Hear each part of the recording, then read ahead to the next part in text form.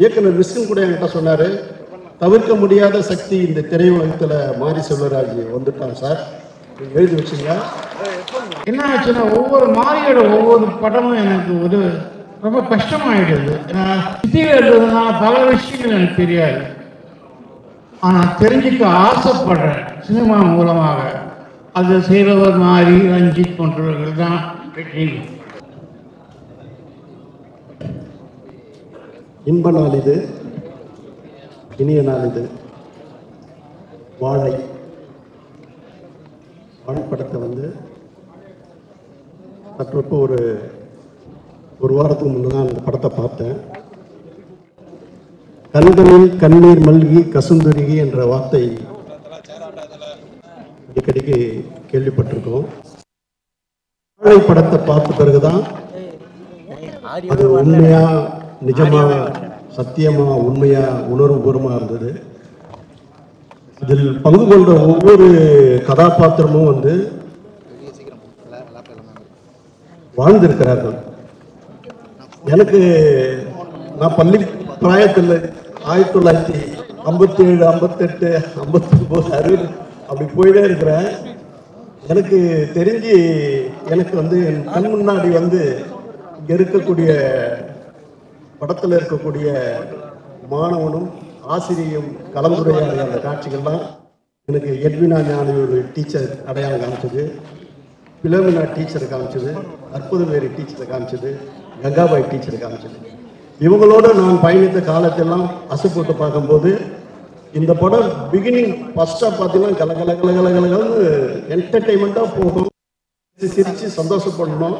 அப்படி பண்ணக்கூடிய ஒரு காலகட்டத்தில் திடீர்னு டைரக்டர் அவருடைய திறனுக்கு எடுத்து போய் நம்மளை வந்து அப்படியே கட்டி போட்டுட்டார். கிளைமாக்ஸ் ஒரு 10 நாள் பார்த்தீங்களா, அது உண்மையாக ஒன்று.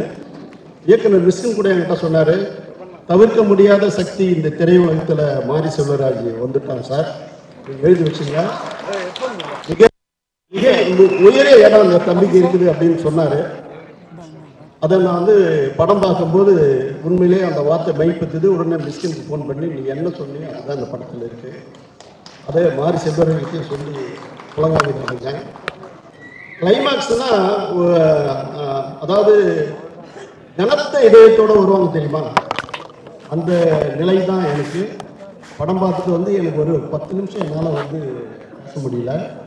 மாரி செல்வராஜை கட்டி அணைச்சேன். என் கண்கள் பணித்தது. அந்த பணித்த கண்களுக்கு விடை இது மாபெரும் வெற்றி அடையும், பல விருதுகளை அள்ளி குவிக்கும். இந்த படத்துக்கு வந்து உழைப்பு சத்தியமாக தெரிகிறது, அது படம் பார்க்கும்போது தெரியுது.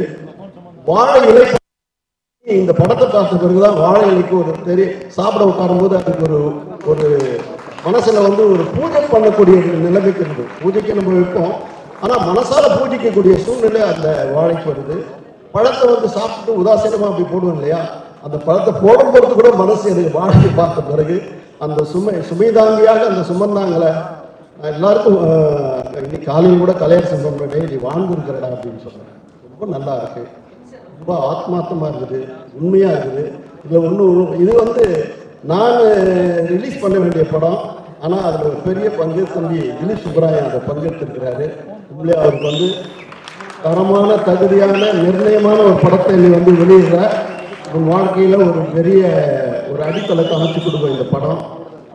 மாரி செல்வராஜ் தான் நான் வந்து சொல்லுவேன், நீ எதுக்கு உன் பேரை கீழே போடுற, பாலச்சந்திரன் பாரதி அதே மாதிரி வேலை போலியா அப்படின்னு சொன்னேன். அந்த சூழலில் வரோம், அவனுக்கு தைரியமும் வரும்.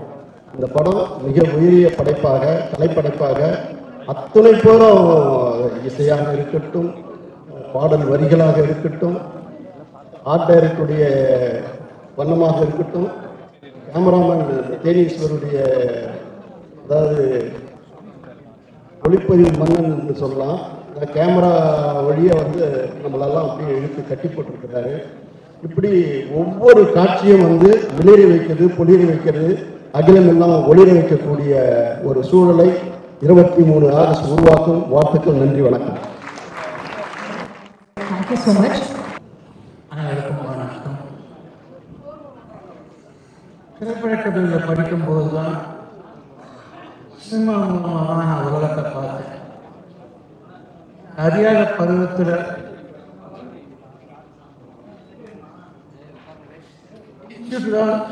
நான் பார்க்குற படங்கள் வந்து இந்த மாதிரிலாம் படங்கள் உண்டா அப்படின்ற அளவுக்கு இருக்கும். ஜப்பானை பற்றி தெரியும், ஜெர்மனியை பற்றி அதெல்லாம் தெரியும், பேர் தெரியும். அந்த மக்கள் அந்த வாழ்வாதாரம் அதை பற்றிலாம் ஒன்றுமே நமக்கு தெரியாது, எனக்கு தெரியாது. அது மூலமாக தான் எனக்கு அதுக்கப்புறம் புத்தகத்தை படிக்கணும்னு ஆர்வம் வரும். என் கண்ணை திறந்து இன்ஸ்டியூட்டில் படங்கள் தான். என் வாழ்க்கையில் பல விஷயங்கள் சினிமா தான் எனக்கு மிகப்பெரிய ஒரு வழிகாட்டியாக இருந்திருக்கு.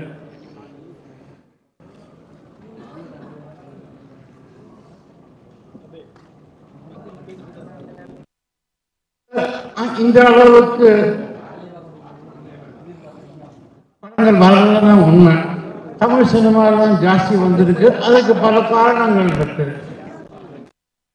எல்லோருக்கும் அந்த முன்னுரிமை, அதுதான் இந்த மண்ணின் மகிமை. என்ன ஆச்சுன்னா ஒவ்வொரு மாரியோட ஒவ்வொரு படமும் எனக்கு ஒரு ரொம்ப கஷ்டமாயிடுது. ப்ரொஜெக்ஷனுக்கு போடும்போது மாதிரி நான் தியேட்டரில் பார்த்துக்கிறேன் அப்படின்னு. ஏன்னா எப்பவுமே அந்த தியேட்டரில் பார்த்துட்டு தான் அதை பற்றி பேசுவேன். ஏன்னா அந்த வாழை போக போக போக வாழை வாழடி வாழையை பற்றிலாம் சொல்லுவாங்க. அதாவது இதுக்கு பின்னாடி கொஞ்சம் கொஞ்சமாக கொண்டு போகும்பொழுது அதை ஒரு பயோபிக்னு தெரியாது, எனக்கு தெரியும். எனக்கு இது இன்னொரு பாடமாக இருக்கு. ஏன்னா அவர்கிட்ட எப்பவுமே சொல்லுவேன், மாமன்னன் பார்த்த உடனே சொன்ன இதெல்லாம் சிட்டியில் வளர்ந்துவேன். நான் அதை வந்து நிறைய பேருக்கு இதெல்லாம் வந்து ஒத்துக்குவேன். இது இருக்கும் தெரியும், என்ன ஒத்துக்கணும் அதெல்லாம். காரணம் வந்து சில உண்மைகளை ஒத்துக்கொண்டு தான் ஆக வேண்டும். சிட்டியில் இருக்கிறதுனால பல விஷயங்கள் எனக்கு தெரியாது. ஆனால் தெரிஞ்சுக்க ஆசைப்படுறேன் சினிமா மூலமாக. அது செய்பவர் மாதிரி ரஞ்சித் போன்றவர்கள் தான் வெற்றி. ஆனால் ரொம்ப கஷ்டமானது. ஒவ்வொரு படங்களும் வந்து கஷ்டமாக வந்து ஆரோக்கியமான கஷ்டம் சொல்கிறேன். இதெல்லாம் தாண்டி வந்து அது திருப்பி படமாக கொடுக்கும்போது தான் எனக்கு சினிமா மேல் நம்பிக்கை வருது.